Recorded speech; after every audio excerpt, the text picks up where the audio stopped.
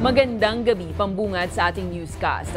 Hawak na ng mga otoridad ang umano'y godfather ng Pogo sa Pilipinas matapos masakote sa isinagawang raid operation sa Biñan, Laguna. Pero ayon kay Senator Riza Hontiveros, hindi dapat na magpakakampante ang PAOK dahil dapat ding mahuli maging ang mga Pinoy na nasa likod ng inarestong sindikato. May balitang A to Z, si Ian Maghanoy.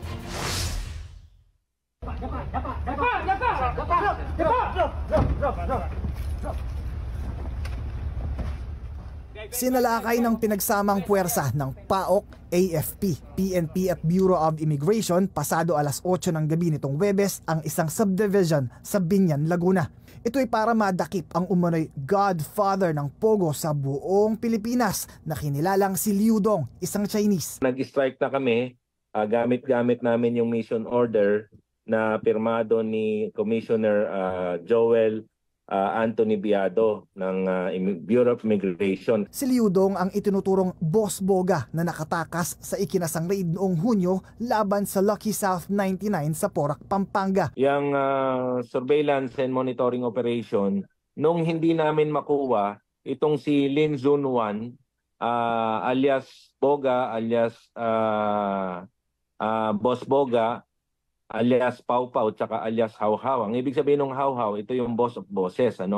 Ginagamit niya rin yung pangalang Liu Dong. Ayon sa komisyon, 2017 pa nang simulan ni Liu Dong ang ilegal na operasyon ng Pogo sa Ilocos, Calabarzon, Metro Manila at Central Luzon.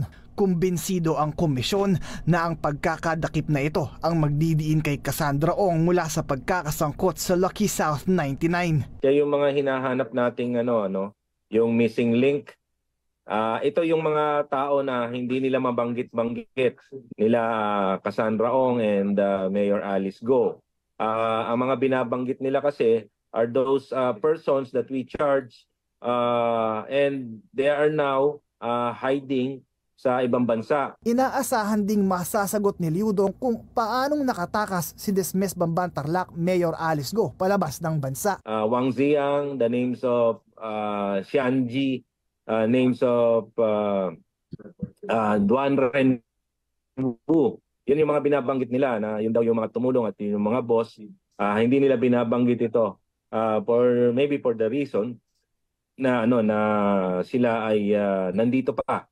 At sila rin ang talagang kasamahan nila. Gayunpaman, naniniwala naman si PAOK spokesman Dr. Winston Casio na nagpapatuloy ang scam farms ni Liu Dong sa Pilipinas dahil hindi pa po niya mailabas yung napakalaking bahagi ng pera niya dito sa Pilipinas. Nakaipit po sa mga legal na mga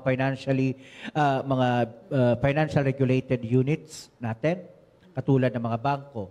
Pero yung mga perang nandoon sa kanyang mga cryptocurrency account, wala na po lahat yan. Pero kahit na naaresto, hindi isinasantabi ng otoridad na posibleng may mas malaking Pogo syndicate sa likod ni Liu Dong. Boss po siya, one of the big bosses ng Lucky South. Hindi pa po natin na-unmask kung sino yung tunay na godfather of all Pogos in the Philippines.